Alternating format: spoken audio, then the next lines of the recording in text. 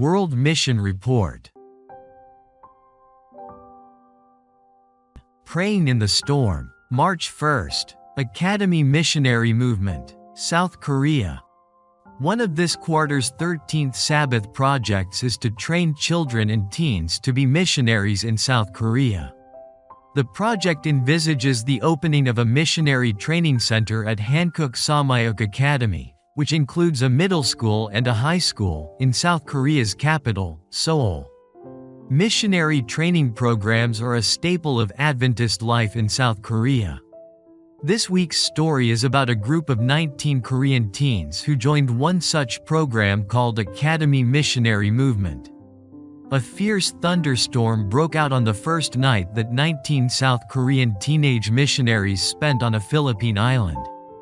The teens, ages 14 to 17, had not signed up for a thunderstorm when they joined a one-year mission training program called Academy Missionary Movement.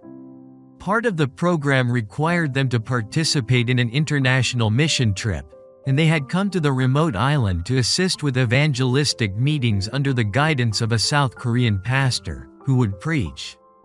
But the storm that greeted them on their first night threatened to spoil their plans.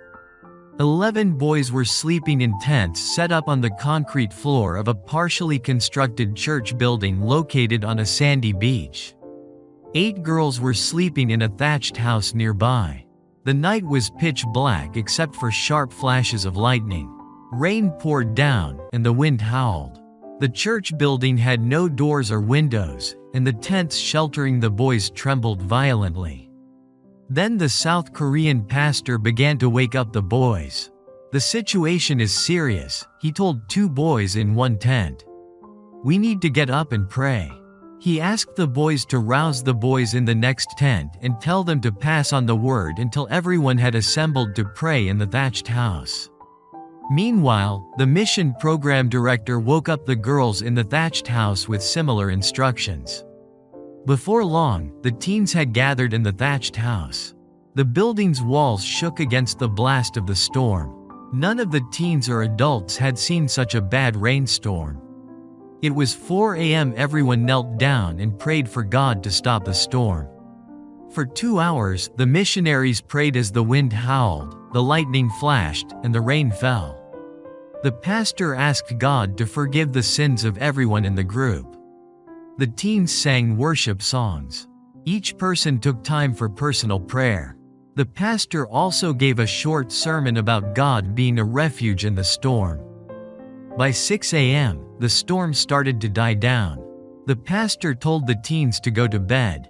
Seeing that it was their first night on the island, he didn't want them to be too exhausted on their first full day. The sun was shining brightly in the blue sky when everyone woke up 2 hours later. The storm set the scene for the rest of the week. The mission trip became a season of prayer. Whenever it rained, everyone knelt and prayed. Whenever a teen faced a challenge, like inviting people to attend the evening meetings, everyone knelt and prayed. The teens realized that they were fighting for the salvation of souls. Sometimes they knelt in pairs and prayed for someone whom they had just met in a nearby village. The mission trip offered some surprises for the teens, who were accustomed to conveniences like running water and heated toilet seats back home in South Korea. On the island, they used shovels to dig their own toilets and took outdoor baths with buckets or in the ocean. No one complained. Every evening, the teens gathered near the unfinished church building to read the Bible, discuss the day, and thank God for life, food, and good weather. At the end of the trip, 7 people were baptized in the ocean.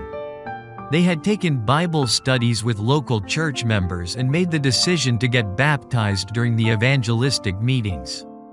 The teens rejoiced that 7 people had given their hearts to Jesus. They returned to South Korea, expressing an eagerness to be lifelong missionaries for Jesus.